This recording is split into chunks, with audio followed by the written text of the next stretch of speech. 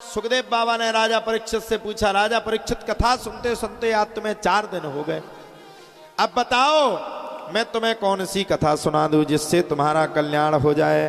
राजा परीक्षित ने कहा, महाराज अब आप हमें भगवान कृष्ण के जन्म की कथा सुनाओ। सुखदेव बाबा ने राजा परीक्षित को कृष्ण जन्म से पहले राम जन्म की कथा सुनाई। आप लोग अति संक्षेप में वर्णन करिए।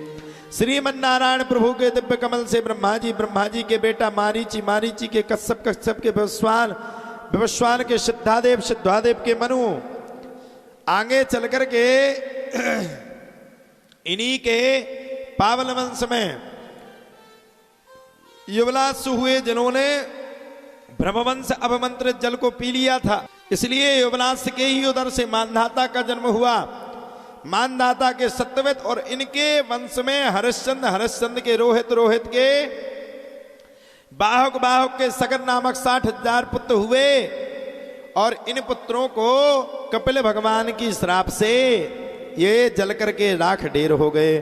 कपिल भगवान ने ही उपाय बताया कि माता गंगा के जल के स्पर्श से उद्धार हो सकता है। तब सगर पुत्र के असमंजस, असमंजस के अंशुमान, अंशुमान के दिलीप, दिलीप के पुत्र भागीरथ, इन सबने क्रम से तपस्या की। तब भागीरथ के तप से गंगा मैया प्रकट हुई। भगवान शंकर ने जटाओं के बीच गंगा जी को स्थान दिया। आगे आगे भागीरथी, पीछे पीछे भागीरथी चल पड़ी। रास्ते में जयहू नामक राजर्षि तप कर रहे थे। गंगा जी ने उनकी कुटिया को बहा दिया। बाबा ने पूरी गंगा जी को पान कर लिया। भागीरथ ने प्रार्थना की तो अपने कान से गंगा जी को प्रकट कर दिया।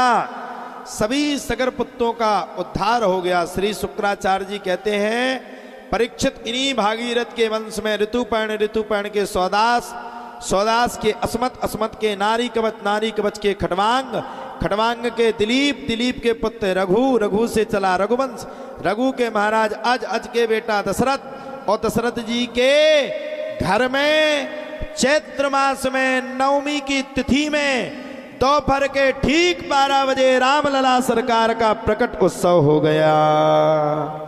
बोलो रामलला सरकार की जय। सुखदेव जी कहते हैं, राजन अब चंद्रवंश की परम पुण्यमयी कथा का श्रवण करें। भगवान नारायण के नाभि कमल से ब्रह्मा, ब्रह्मा के बेटा अत्रि, अत्रि के बेटा चंद्रमा, जिनसे चला चंद्रवंश, चंद्रमा के बेटा बुद्ध, बुद्ध के बेटा पुरुरवा, पुरुरवा का दूसरा नाम राजा एल था। सुखदेव जी कहते हैं, राजा परीक्षित पुरुवंश में ही राजा दुष्यंत का जन्म हुआ। इनके बड़े ही प्रतापी पुत्र का नाम भारत था, जो बचपन से सिंहों की कीड़ा करते हुए इसी प्रतापी वंश में आगे चल करके रंतिदेव हुए।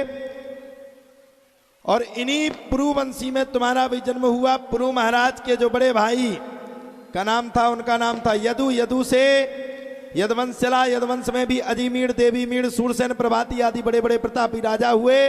महाराजा सूरसेन के बेटा का नाम था आनक दुंदुभी, इन्हीं का नाम था वसुदेव।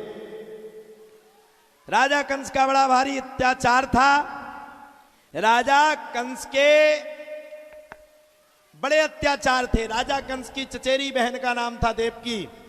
वसुदेव जी का ब्याह देवकी के साथ हुआ और राजा कंस लेकर के बहन को विदा करने के लिए गया और तुरंत आकाशवाणी हो गई, हे दुष्ट राजा कंस, जिस बहन को आज तू विदा करने के लिए जा रहा है, इसी देवकी की 8वीं संतान तेरा काल होगी। काल के डर से राजा कंस ने तलवार निकाली, लेकिन भैया कहा जाता है तुरंत वहीं पर हाथ जोड़ करके बड़े प्रेम के साथ आनंद लेते हुए, बड़े प्रेम के साथ आनंद लेते हुए वसुदेव जी ने वादा दिया कि 1 से लेकर के 8 तक जितनी संतानें हैं, उन सब संतानों की रक्षा हम करेंगे, हम आपको देंगे। 1 से लेकर के 1, 2, 3, 4, 5, 6 संतानों को मार दिया राजा कंस ने। और 7वीं संतान के रूप में संकर्षण विधि से बलराम जी महाराज रोहिणी के गर्भ से प्रकट हो गए। अब 8वीं संतान के रूप में भगवान को आना था। अब भगवान किसी की गर्भ से तो प्रवेश करते नहीं, वो तो प्रकट होते, भाई प्रकट कृपाला। हुआ क्या, भगवान ने देवकी को 3 जन्मों की कथा सुनाई और अब राजा कंस समझ गया कि भगवान के जन्म लेने का समय है, सो पहरा बढ़ गया, भयंकर पहरा बढ़ गया। भादो मास था, कृष्ण पक्ष था। भादो मास के कृष्ण पक्ष में खूब तेज घरघोर बरसात चली जा रही है, खूब तेज बरसात हो रही है, खूब तेज बरसात हो रही है, खूब तेज बारिश चल रही है, बिजलियां तड़तड़ा रही हैं। भादो मास था, कृष्ण पक्ष था। रात्रि के ठीक 12 बजे वसुदेव के घर में भगवान श्री कृष्ण का प्रकट उत्सव हो गया। जैसे ही भगवान प्रकट हुए वैसे ही हथकड़ियां खुल गईं, ताले हट गए, बंधन वाल टूट गए। सबरे जितने पहरेदार जग रहे थे वो सो गए। वसुदेव जी ने एक छपड़ी में भगवान को लिया और सीधे जाने लगे। अब यमुना मैया भगवान को स्पर्श करना चाहे और भगवान जल से पैर को ऊपर कर ले वे। सो यमुना मैया ने लिया, सो वसुदेव जी को पूरा डुबा दिया। तुरंत भगवान ने पैर को नीचे किया, यमुना मैया समतल आई और समतल आने के बाद सीधे वसुदेव जी नंद घर में जाकर के लाला को छोड़ करके आए और माया रूपी पुत्री को लेकर के आए। इधर जब सुबह पता चला तो पूरे में आनंद छा गया।